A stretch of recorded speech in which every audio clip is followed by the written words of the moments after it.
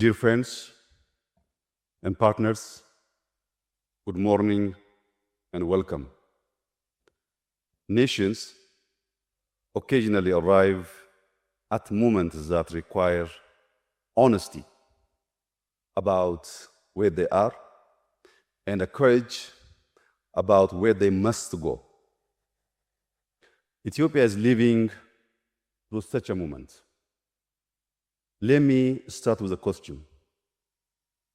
What does it mean for Ethiopia to leap into the future?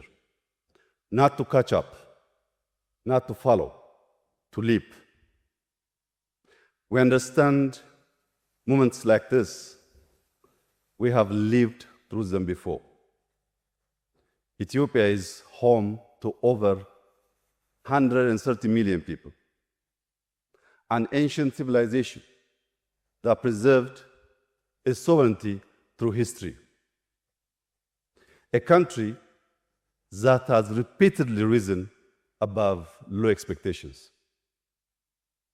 We are a country that built the grand Ethiopia Renaissance Dam through the efforts of our people. We are pursuing reforms designed not only to accelerate growth, but to build strong foundations for future generations. At the center of this work are families seeking stability, young people building their future, and citizens contributing with dignity. For too long, Ethiopia has been defined by its challenges rather than its potential. Yet, today, a different story is emerging. Across our economy, our institutions, and our communities, we are beginning to see the results of difficult choices and sustained effort. Dear friends, inflation has fallen sharply from above 30%. Earlier this year, it even reached single digits.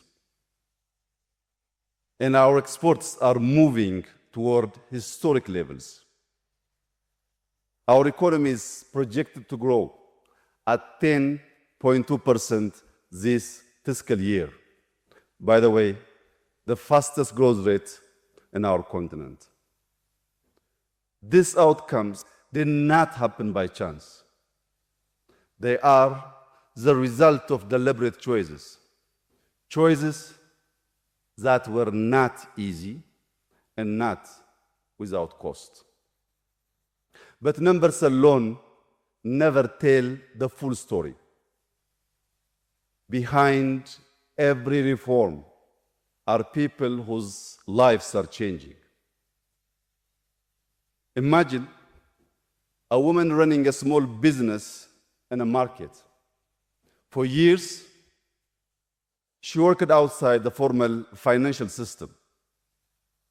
She had no bank account, no credit history, no registered business. The old system had never truly seen her. She enrolled in FIDA, our national digital ID system. As she began using digital payments, she started building a financial record. That record became trust, and that trust opened the door to finance. She didn't change. What changed was access. Today, millions of Ethiopians are gaining access to opportunities that were once beyond their reach. That is how we should judge progress. By the institution we built and by the lives we improve. Dear friends, our circumstances did not allow us the luxury of addressing one challenge at a time. We had to stabilize while building, reform while delivering, correct what was not working while preparing for what comes next. This is the spirit of Madmer. This is the real spirit of coming together. Madmer recognizes that progress is strongest when different efforts reinforce each other. Economic reform and social protection, digital transformation and human capability, national cohesion and local initiative. These are not competing agendas. Together, they strengthen the nation. Ladies and gentlemen, we're gathered here today because nation building is a shared responsibility. Government cannot do it alone. Markets cannot do it alone. Even communities cannot do it alone. Progress requires all of us to participate.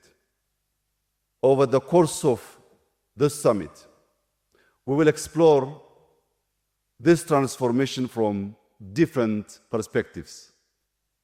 We will discuss the reforms that are strengthening macroeconomic stability, the role of productive cities, the contribution of digital systems, the transformation of agriculture and mining, and the importance of infrastructure that creates lasting public value. These conversations matter because transformation is not an event. It is a process. It requires honesty, persistence, and humility to learn from experience. I won't stand here and suggest that the work is complete. It is not. Years of high inflation affected household purchasing power. The benefits of reform have not yet reached every citizen in the way they should. We acknowledge these realities because nations move forward by addressing challenges honestly. One of our most important tasks is preparing the next generation of Ethiopians to thrive in a changing world. We must ensure that the quality of education, the opportunities available, and the institutions we build allow their potential to flourish. The real measure of our success will be the results of these reforms. And the questions are, can they generate firms that compete? Can they create opportunities for a growing workforce? Can they really produce a prosperity that reaches across regions, communities, and generations? The answer to these questions will show whether this transformation can last. Ethiopia comes to this conversation with confidence and openness. We seek dialogue grounded in mutual respect. Above all, we seek partnerships that allow us to move forward with greater wisdom and shared purpose. The world is watching Ethiopia's transformation, some with encouragement, of course, some with skepticism. But our duty is clear: to serve the interests and aspirations of our people, to expand opportunity more broadly than before, and to build institutions that are strong, fair, and lasting. We all know that no generation completes the work of nation building. Each generation inherits a responsibility to preserve what is valuable, to correct what is not working, and to strengthen the foundations upon which others will build. This is the work before us. In Amharic, we call this የኢትዮጵያ ማንሰራራት It is Ethiopia's leap into the future.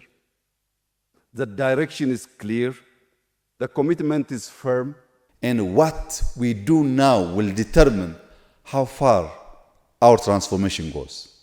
If we continue to build together with discipline, courage, and a shared sense of purpose, I can assure you that this generation will leave Ethiopia stronger than it found it.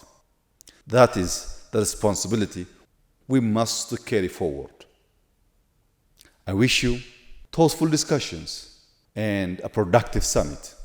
I also invite you to plant a tree during the lunch break. Enjoy your day. I thank you.